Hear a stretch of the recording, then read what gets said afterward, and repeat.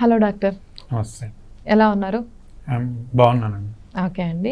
అలాగే డాక్టర్ గారు, మనం ఈరోజు ఫిట్స్‌కి సంబంధించి టాపిక్ మాట్లాడుతున్నాం కదా! అంటే జనరల్‌గా ఫిట్స్ అన్నది పెద్దవాళ్ళలో కావచ్చు, చిన్నపిల్లల్లో కావచ్చు. ఆ ప్రాబ్లమ్ ఉంది అంటే వాళ్ళు చాలా ప్రాబ్లమ్స్ ఫేస్ చేస్తూ ఉంటారు. అంటే ఇప్పుడు ఒక్కళ్ళే బయటకి వెళ్తున్నారనుకోండి, సడెన్‌గా ఫిట్స్ వచ్చినాయి అనుకోండి. అప్పుడు ఎలా హ్యాండిల్ చేయాలి ఏంటి అన్నది చాలా టెన్షన్ అన్నది ఉంటుంది కదా!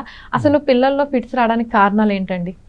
పిల్లల్లో ఫిట్స్ రావడానికి కారణాలు అప్పుడే పుట్టిన పసి వయసు నుంచి 16 ఏళ్ల వయసు దాకా రకరకాల కారణాలు ఉంటాయండి. 6 నెలలలోపు పిల్లల్లో వచ్చే ఫిట్స్ కొన్ని రకాలు ఉంటాయి. 6 నెలల తర్వాత 5 ఏళ్ల నుంచి వచ్చే వాళ్ళలో కొన్ని రకాలు ఉంటాయి.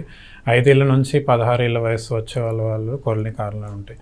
సపోజ్ మనము అప్పుడే పుట్టిన వయసు బేబీస్లో చూసుకుంటే కనుక ప్రీటర్మ్ బేబీస్, అంటే బరువు తక్కువగా పుట్టిన వాళ్ళలో, లేదంటే వాళ్ళలో ఎన్ఐసీలో అడ్మిట్ ఇన్ఫెక్షన్ వచ్చినప్పుడు కానీ, లేదంటే వాళ్ళలో చక్కెర స్థాయిలు తక్కువైనప్పుడు, కాల్షియం లెవెల్స్ తక్కువైనప్పుడు, ఇలాంటి కారణాలు ఉంటాయి. సో 6 నెలల నుంచి 5 ఏళ్ల వరకు చూసుకుంటే కనుక మనం కామన్గా చూసేది జ్వరంతో పాటు వచ్చే ఫిట్స్.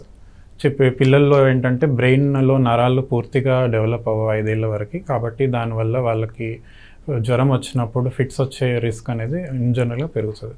అందులోనూ వాళ్ళలో ఫ్యామిలీలో ఇంతకుముందు అలాంటి కంప్లైంట్స్, ఇంతకుముందు ఫ్యామిలీ హిస్టరీ అంటారు, వాళ్ళ తల్లిదండ్రుల్లో కానీ వాళ్ళ రిలేటివ్స్లో కానీ అట్లా ఉన్నప్పుడు ఈ రిస్క్ అనేది ఇంకా ఎక్కువ పెరుగుతుంది. అలాగే మనము 5 ఏళ్ల నుంచి 16 ఏళ్ల వరకు చూసుకున్న వాళ్ళలో కొన్నిసార్లు యాక్సిడెంట్స్ తర్వాత ఫిట్స్ రావడము, లేదంటే ఇన్ఫెక్షన్ వల్ల మెనింజైటిస్ అంటాం, అలాంటి టైంలో ఫిట్స్ రావడం, వైరస్ ఇన్ఫెక్షన్స్ వల్ల, ఇలాంటివి కామన్గా చూస్తూ ఉంటాం. ఓకే. అంటే వంశపార్యపర్యంగా కూడా ఫిట్స్ అన్నది వస్తుందండి? వంశపార్యంగా కూడా వచ్చే ఫిట్స్ కూడా మనం చాలా కామన్గా చూస్తూ ఉంటాం. అలాంటి వాటికి మనం మదర్ నుంచి, ఫాదర్ నుంచి హిస్టరీ అడగడం జరుగుతుంది. సో అలాంటివి కూడా వాటిని ఎపిలెప్సీ అంటాము. సో అలాంటివి కూడా ఇంకా అట్లాంటి వాటిలో ఇంకా కేర్ఫుల్గా ఉండాలి. ఎక్కువ రోజులు మనము ఫిట్స్ మెడిసిన్ తీసుకోవాల్సిన అవసరం పడుతుంది. ఓకే. అంటే ఇవి జనరల్‌గా ఇప్పుడు ఒకసారి ఫిట్స్ అన్నది కనుక వస్తే తగ్గే ఛాన్స్ ఉందా అండి? లేదంటే లైఫ్ లాంగ్ మెడిసిన్ అన్నది యూజ్ చేయాలా? సో అది కారణాన్ని బట్టి ఉంటుందండి. ఇప్పుడు మనము చక్కెర స్థాయిలు తక్కువ వచ్చినప్పుడు కానీ, కాల్షియం తక్కువైనప్పుడు కానీ వచ్చే ఫిట్స్, అవి మనం వెంటనే అవి కరెక్ట్ చేయగలిగితే మళ్ళీ అలాంటి ఫిట్స్ రావడం రిస్క్ అనేది చాలా తక్కువ. అదే ఇట్లా మనకు జన్యుపరమైన ఫిట్స్ వస్తున్నాయంటే వాళ్ళలో వచ్చే మళ్ళీ టెండెన్సీ అంటారు, వాళ్ళ ఛాన్స్ వచ్చేది మళ్ళీ ఎక్కువ ఛాన్స్ ఉంటుంది. అలాంటి వాళ్ళలో మనం ఎక్కువ కొన్నిసార్లు లైఫ్ లాంగ్ కూడా ఫిట్స్ మెడిసిన్ వాడాల్సిన అవసరం పడవచ్చు. అలాగే ఎన్కెఫలైటిస్, వైరస్ ఇన్ఫెక్షన్, ఇలాంటివి వచ్చినప్పుడు కూడా టెంపరీ రిస్కే ఉంటుంది ఫిట్స్. ఒకవేళ మనం త్వరితగతిన గుర్తించగలిగి కరెక్ట్ టైంలో ట్రీట్మెంట్ చేసినట్టయితే వాళ్ళలో ఎక్కువ రోజులు మనం ఇవ్వాల్సిన అవసరం పడదు. సో ఇది అవసరాన్ని బట్టి మనము ఫిట్స్ మెడిసిన్ ఎన్ని రోజులు వాడాలనేది డిసైడ్ చేయడం జరుగుతుంది, కారణాన్ని బట్టి. ఓకే.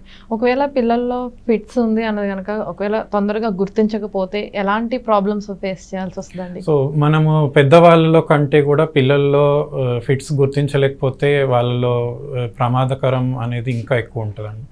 సో ఎందుకంటే చిన్న పిల్లలు వాళ్ళు తిన్న తర్వాత ఫిట్స్ వచ్చాయి అనుకోండి, సపోజ్ ఫుడ్ తిన్న తర్వాత, సో అలాంటి టైంలో ఆస్పిరేషన్ అంటాం, అంటే వామిటింగ్స్ జరిగి ఆ వామిటింగ్ ఊపిరితిత్తుల్లోకి వెళ్ళి దానివల్ల ఒక్కొక్కసారి వాళ్ళు వెంటిలేటర్ వరకు కూడా వెళ్ళే పరిస్థితి ఉంటుంది.